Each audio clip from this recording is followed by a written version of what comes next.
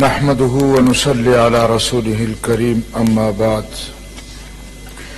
أعوذ بالله من الشيطان الرجيم بسم الله الرحمن الرحيم إن الدين عند الله الإسلام صدق الله مولانا العظيم. جناب چیئرمین، میں آپ کا شکریہ ادا کرتا ہوں کہ آپ نے ایجنڈے پر بات کرنے کا موقع دیا ہے،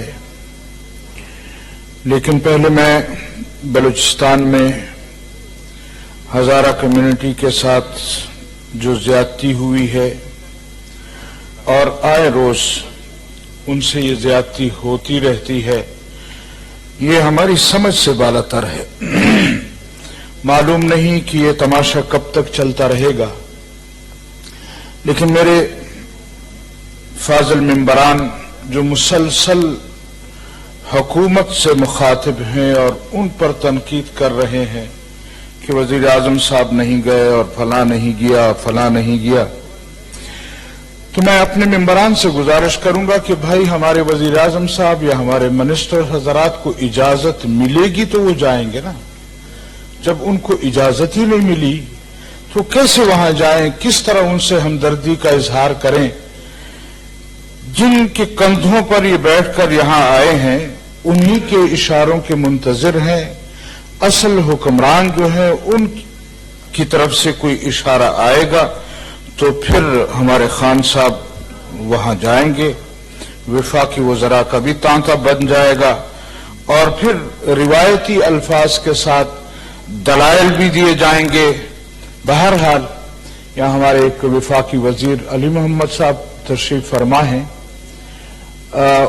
ان کو شاید وہ الفاظ اپنی یاد ہوں جو اصول اس وقت یہ بیان کیا کرتے تھے کہ ابھی ان کو پتہ نہیں یاد ہے یا وہ بھی یو ٹرن لے چکے ہیں، مجھے علم نہیں ہے، کہ جس قتل کا قاتل معلوم نہ ہو وقت کا حکمران یا وقت کی حکومت اس کی قاتل ہوا کرتی ہے.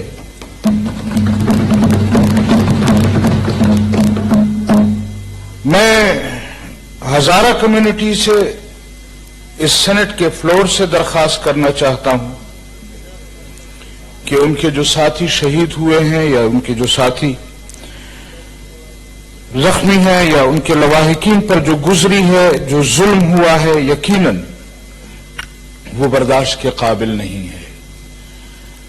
لیکن میں اپنے ان بھائیوں سے یہ ضرور کہوں گا کہ اب ان کی تدفین کا سلسلہ شروع کر دیا جائے. ان حکمرانوں کے کانوں پر مہریں لگی ہوئی ہیں، ان پر کوئی اثر نہیں ہوگا. آپ پہلے بھی اس طرح کی لاشیں اٹھا چکے ہیں، تدفین کر چکے ہیں. ہم ایک مرتبہ پھر اس فلور سے درخواست کرتے ہیں کہ اس طرح ان لاشوں کی بے حرمتی ہوتی ہے، لہذا ان شہداء کو یا ان لاشوں کو اگر تدفین کر دی جائے تو زیادہ بہتر ہوگا. میں اب آؤں گا یہاں، معلوم نہیں، میرے خیال میں کاکڑ صاحب، منظور کاکڑ صاحب چلے گئے ہیں. انہوں نے فرمایا کہ میں فوج کا آدمی ہوں. ہم بھی فوج کے آدمی ہیں، ہم بھی فوج کے حامی ہیں، لیکن میں یہ سمجھتا ہوں کہ وہ فوج کے آدمی نہیں ہیں، وہ جرنلز کے آدمی ہیں. انہوں نے اسی لیے جرنلز کا نام لیا، فلاں جرنل اور فلاں جرنل. تو میرے خیال میں ہماری فوج جو ایک ماہرانہ فوج ہے، جو یقیناً وہ فوجی جو بارڈر پر ہمارے ملک کی حفاظت کرتے ہیں، ہم ان کو اپنی آنکھوں کی پلکیں سمجھتے ہیں. لیکن جو جرنلز یہ سمجھتے ہیں کہ شاید اس طرح ہم حکومت پر اور اس سسٹم پر اسی طرح حاوی رہیں گے، میرے خیال میں یہ ان کی غلط فہمی ہے. یہ ملک اس قوم نے بنایا ہے اور اس کے لیے قربانیاں بھی اس قوم نے دی ہیں. ہمیں یاد دلایا جاتا ہے جی کہ پہلے آپ کے دور میں کیا ہوا، آپ کے دور میں کیا ہوا. ہمارے دور میں یا آپ سے گزشتہ ادوار میں جو کچھ ہوا، میرے خیال میں یہ رٹ ابھی ان کو چھوڑ دینی چاہیے. 2.5 سال ہو گئے ہیں آپ کو، اب مزید ان کے پاس وقت نہیں ہے. ابھی کاکڑ صاحب فرما رہے تھے کہ ہم نے یہ کیا ہے، ہم نے وہ کیا ہے، ہم نے فلاں کیا ہے، جبکہ خان صاحب خود تسلیم کرتے ہیں کہ میں ناکام وزیر اعظم ہوں. وہ خود تسلیم کرتے ہیں کہ ہم سے کام نہیں ہو رہا، میرے پاس بندے نہیں ہیں. وہ خود تسلیم کرتے ہیں کہ ناتجربہ کار لوگوں کو اس طرح حکومت نہیں لینی چاہیے، ان کو یہ نہیں کرنا چاہیے. ہمیں کوئی تجربہ نہیں ہے، ہمارے پاس لوگ نہیں ہیں. تو میرے خیال میں اس کے بعد بھی یہ کہنا کہ ہم تو بڑے ترقی کر چکے ہیں، ہم نے تو بڑا سسٹم صحیح کر دیا ہے. مجھے ایک چیز تو بتائے گا، کون سی چیز ہے جو آپ نے سیدھی کی ہے؟ ہم تو آپ کو حکمران ماننے کو تیار نہیں. آپ تو کسی کی تعزیت یا کسی کے تدفین یا کسی کے معاملے میں جانے پر بھی ان لوگوں کے اشاروں کے منتظر ہیں کہ وہاں سے کوئی اشارہ ملے تو پھر ہم ہزارہ کمیونٹی والوں کے پاس جائیں اور ان سے کہیں کہ ہم نے آپ کے ساتھ کیا کرنا ہے کیا نہیں کرنا. محترم جناب چیئرمین صاحب، جہاں تک نیب کی بات ہے، ہمارے اس وقت ملک کے حالات جو چل رہے ہیں، ہم نے تو پہلے روز سے یہ کہا ہے کہ ہم نیب کو تسلیم کرتے ہیں. اور اس وقت میرے اپنے پارلیمانی لیڈر جناب مولانا عبدالغفور حیدری صاحب نے بھی کہا کہ ہم تو ان کے سامنے پیش نہیں ہوں گے. لیکن یہ عرض کرنا چاہتا ہوں کہ کیا نیب کا ادارہ صرف اس لیے بنایا گیا ہے کہ وہ صرف سیاسی لوگوں کی پگڑیاں اچھالتا رہے؟ مجھے یاد ہے، شاید ہم میں سے بہت سارے لوگ ایسے اور بھی فاضل ممبران ہوں گے جو اس وقت قومی اسمبلی کے ممبران تھے. قومی اسمبلی میں ایک مرتبہ غالباً 97-98 کی بات کر رہا ہوں، اس وقت ایک سوال لایا گیا کہ نیب نے اب تک جو ریکوری کی ہے اس کی رپورٹ پارلیمنٹ میں پیش کریں. اور اس وقت جو نیب نے پارلیمنٹ میں رپورٹ پیش کی ہے اس میں سب سے زیادہ ریکوری اور سب سے زیادہ کرپشن وہ فوجی جرنلوں نے کی تھی. 7.5 ارب روپیہ ان سے ریکور کیا گیا تھا. پھر اس کے بعد دوسرا نمبر بیوروکریٹس کا آیا تھا جنہوں نے تقریباً 4.5 ارب کرپشن کی تھی اور ان سے ریکوری ہوئی تھی.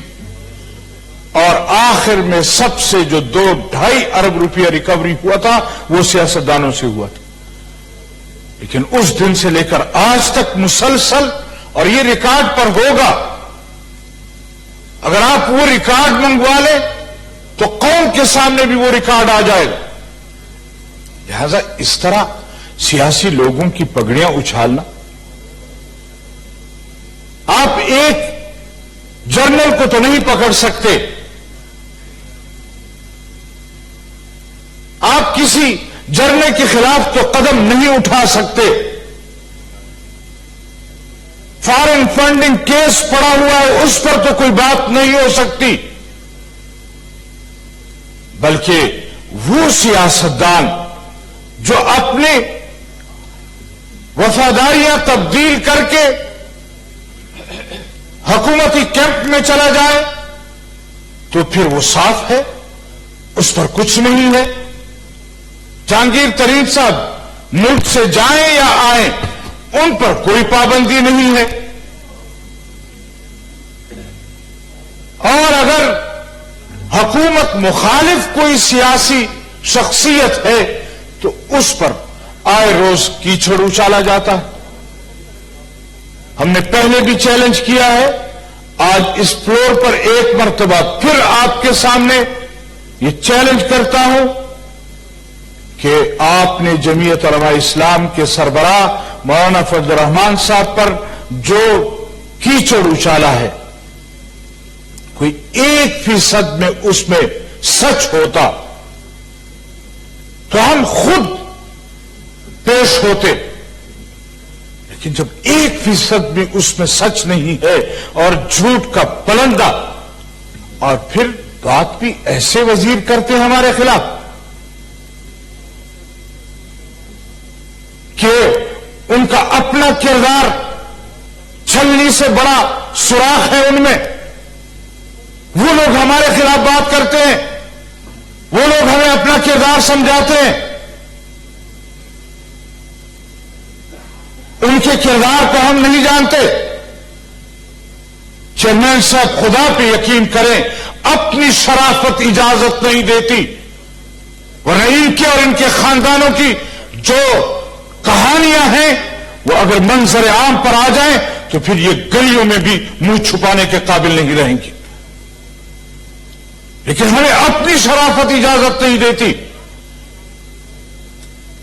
کہ ہم ان کے کردار پر اس طرح بات کریں جس طرح وہ جمعیت علماء اسلام کی قیادت کے خلاف باتیں کرتے ہیں۔ لہذا ایک حد میں رہیں، حکومت ہو، نیب ہو، کوئی ادارہ ہو، کوئی جرنل ہو، اپنے حد میں رہیں،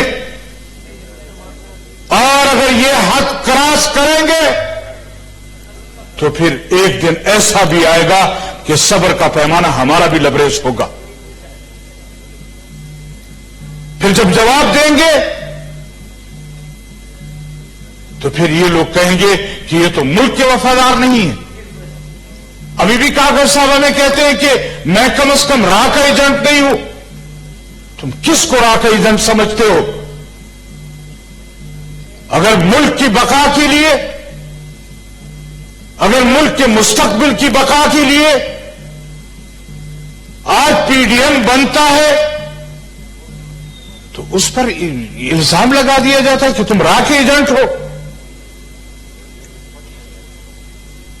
آپ کا کردار کیا ہے؟ میں تو حیران ہوں کہ کاکڑ قوم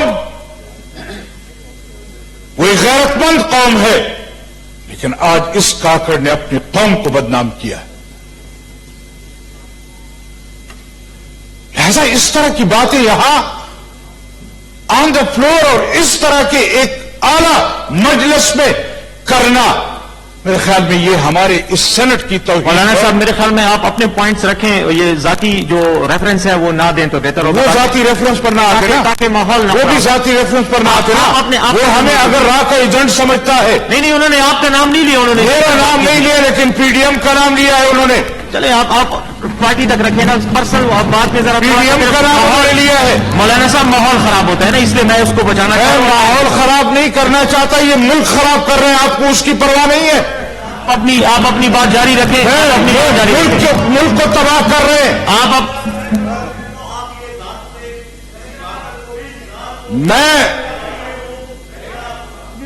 میں کاکڑ قوم کو نہیں کر رہا، لیکن جو الفاظ اس نے استعمال کیے ہیں پی ڈی ایم کے خلاف،